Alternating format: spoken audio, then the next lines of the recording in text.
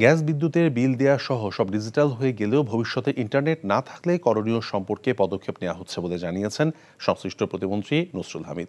বিকেলে সচিবালয় ব্রিফিংয়ে তিনি বলেন, আর এ মাসে শেষ নাগাদ গ্যাস সংকট কমবে বলেও জানান প্রতিমন্ত্রী।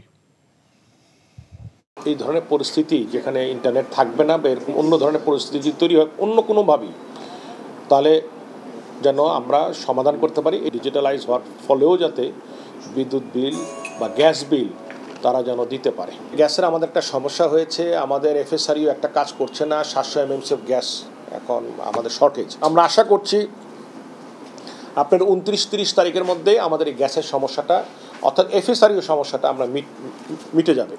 এখন জন্ম সনদ দিয়ে খোলো বিকাশ স্টুডেন্ট অ্যাকাউন্ট। নিজের বিকাশ নিজে কর।